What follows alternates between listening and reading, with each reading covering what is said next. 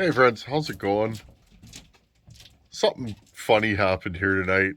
Those of you that talk to me on the WhatsApp, you know about this problem. We've had this for a while around here. And I was making a video. Friends, I took the 288 to that site to do some cutting. I was going to use it as my stumping saw. I wanted a half wrap, lower RPM, just grunt saw. And that's what a 288 is all about.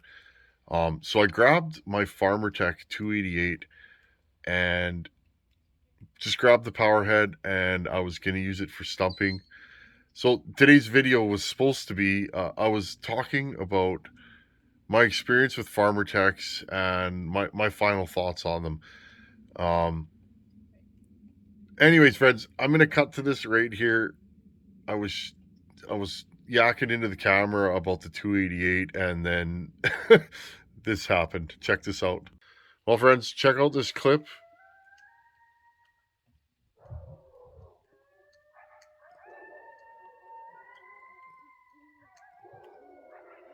Friends, I have a fleet of coyotes. Let's go check that out.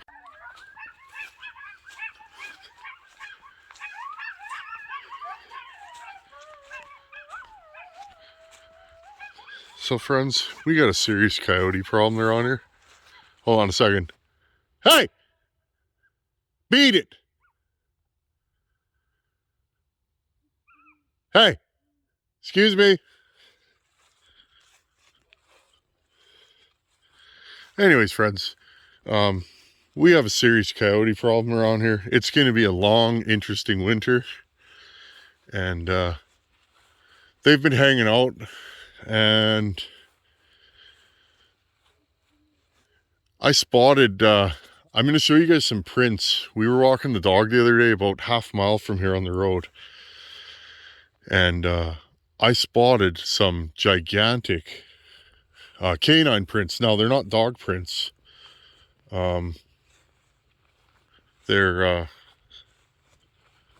They're something. Now, they could be a wolf. We don't get them that often. I think we got a couple of giant yotes living around here. And yes, friends, I do walk in the dark at night. If you live out here, you get used to it.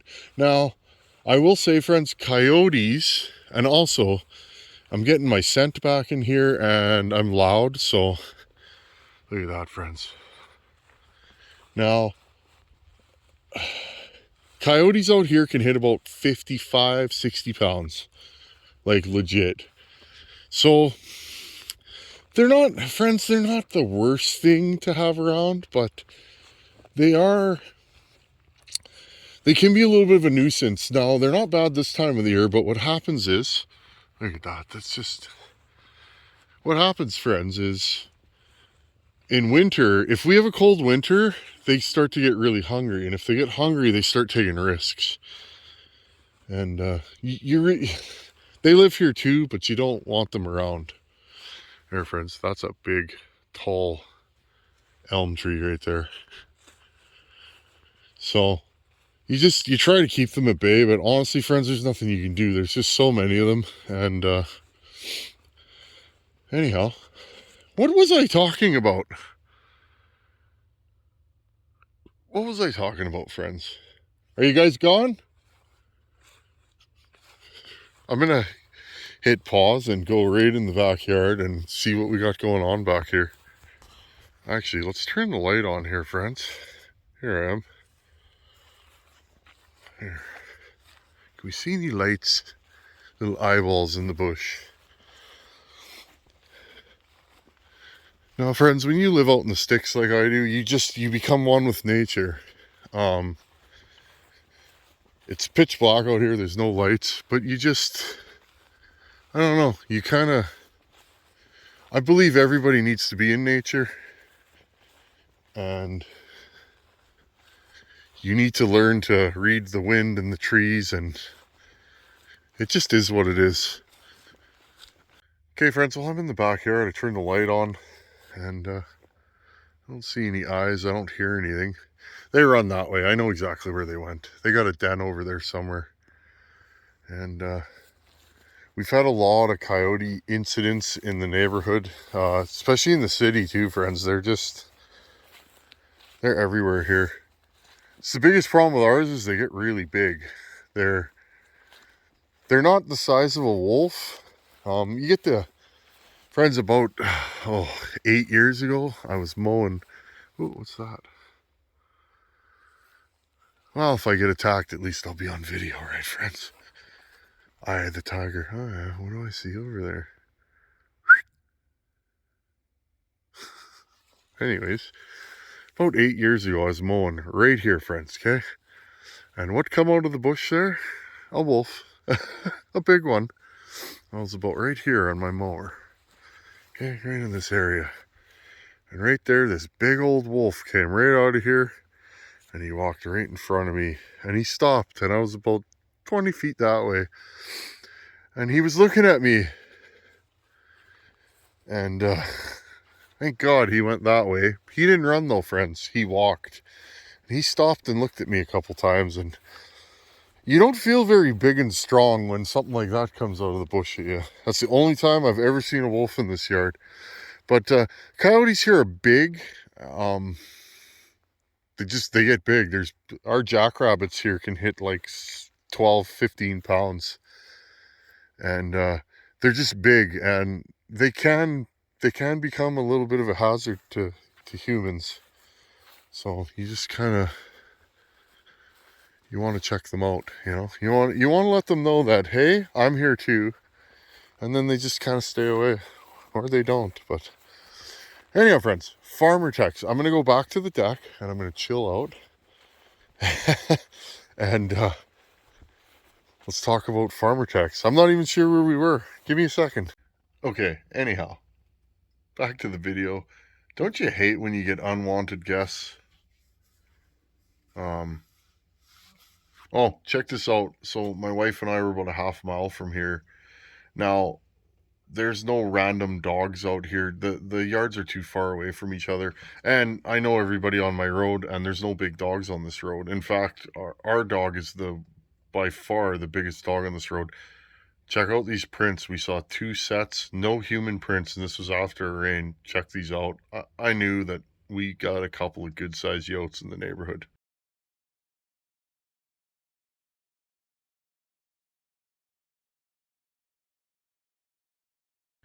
So that's probably a 60-pound yote. Those are fresh prints, and that's what we're dealing with. So it is what it is, friends. You want to live in nature, there's things around here, great horned owls, yotes, stuff like that. So anyhow, I'll just stay on the lookout. Before, when we had old dogs, it was becoming a problem. When our dogs were getting old and not well, the coyotes would come closer and closer. You hear stories about them um, calling your dog out of the yard, and that's happened to us, friends. Um, Babe, who was I on the phone with? Nick. Oh, I was on the phone with Nick Pixel one night, and all of a sudden, that way, like to the south, uh, same thing happened, and my dog was sitting next to me, and I was just playing with her ears. She wasn't on a leash, and she was gone, friends. She went flying into the darkness. Um, Pities, right? They're the sweetest dogs, but they're ready to protect you at the drop of a hat. She goes running, friends. Okay, my wife's like 7 months pregnant, 8 months, and my wife goes flying in out of the house across the yard, pregnant, running, screaming, and all of a sudden it got quiet. I heard growling and barking, and I was like, "Oh God!" And then Daisy came back, not a mark on her. So, but that's what they do, friends. You hear the stories, but that's what they'll do. They'll call your dog out of the tree line into the field, and they're waiting. There'll be 6 or 7 of them, and they just go at it. And nice thing is, if you have a big dog, coyotes are smart, and if your dog's 70, 80, 100 pounds, um, they take a look at your dog and go, "Hey Bob, you want to do this? No. How about you, Joe? No. Let's take off. Let's go get something else to eat." But you got to be aware, friends. It's part of living here, and you know. They are what they are. Anyhow, true story. Anyhow, friends, coyotes are a thing. They had a couple of really bad coyote attacks with children actually in Winnipeg this summer. I remember it was a thing. It was all over the news, and um, otherwise I'm like, yeah, whatever. But having a toddler here and she's going to be running around in the yard and stuff, fellas gotta be on guard. At least until she's bigger, bigger and yeah, I'm not gonna let my toddler run around in my country yard, but you guys know what I'm saying. It's definitely a thing. Anyhow, let's get back to some saw content. So I ran the 288. I brought it. I wanted to stump with it. The job was done. It's the end of the day. I'm getting tired, and it's like, okay, let's stump these. I got the right saw for it. Check this out, friends. It's a whole 4 seconds. I got 4 seconds of runtime out of that 288. Anyhow, what happened to the saw? You can hear it clattering and rattling. The chain adjuster stripped out and came apart. That saw had a bar on it for the first 4 or 5 tanks. I never even took the bar off because I was testing it for you guys. And this is like the second time I've used the chain adjuster on that saw. So friends, at this point, you're probably not going to see farmertecs on any site that I'm running. Those saws, between the two of them, they have been so problematic. Now, that stock one runs great, but I've had problems with it, friends. I can't run those on a site. There's work saws and there's toy saws. That's a toy saw. If I'm going to go horse around, I might pull one out again. But at this point, friends, those clone saws, you don't see professionals running them, and there's a reason for that. If you're making your money with a power saw, you're not grabbing that. You're just not, because it's not reliable. And if it's not reliable, you're not going to run it. And if you show up to a site and you got 4 of those and none of them run properly, that homeowner's probably going to tell you to beat it. So it's just like a good truck, friends. You're not going to use a truck that ain't reliable. And I say that, sheet metal worker, my whole adult life, I run DeWalt. At work, guys run DeWalt or Milwaukee. It's like Stihl and Husqvarna. I run DeWalt for years, friends. They're 20 volt XR brushless, like top of the line DeWalt. That's what I run. And I got their 60 volt stuff now, their Sawzall, all that stuff. I got a vacuum. I make my living with that stuff. I run DeWalt because I will literally put in 300,000 or 400,000 screws before my impact gun dies. I will drop that impact gun 1,000 times from heights onto concrete floors and before I have a problem with it. They just go. But I mean, friends, I wear out an impact gun in a year and a half, 2 years. 2 years max. Sawzalls, friends, Milwaukee, when I ran corded Sawzalls, and it's funny, my industry, we're all cordless now. Nobody runs corded anything. It's a little bit of a battle in winter, but I don't want to start generators, and I don't want to roll up cords in 40 below.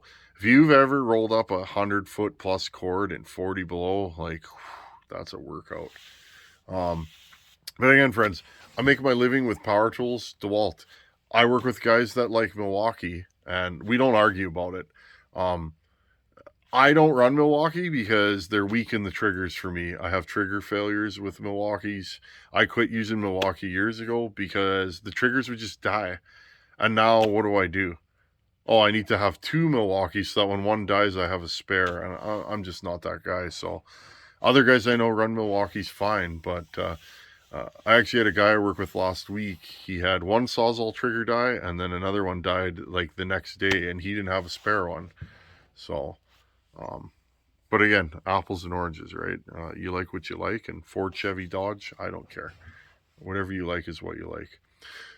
So, anyhow, friends, farmertec saws, they're a novelty. If you want to learn how to port, buy one and grind on it. If you want to learn how to build saws, buy one and put it together. But honestly, at this point, you're not going to go and do serious work with those. Not 9 out of 10 times, you're probably not.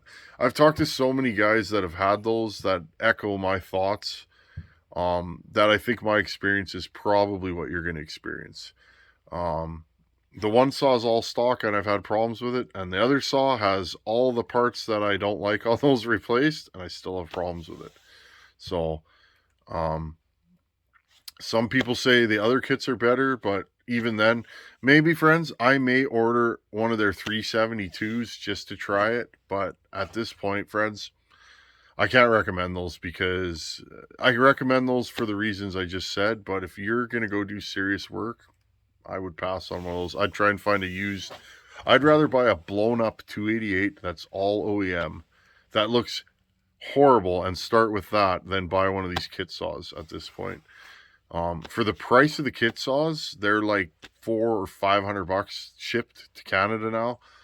To me, I'd rather buy a blown up $200 288 and rebuild it for another $300 or $400 and have an OEM saw. So again, friends, I like to tell you guys my experience, and so far, I mean, really, I've put enough time on those. The ported saws never left my yard because it's just no good. The porting's good on it, has lots of power, it's got that cool pipe, but the rest of the saw, I've had so many issues with it. The stock one, it's been fairly reliable, but that's the first time I ever really went to work it and it failed horribly. And I was not impressed, friends.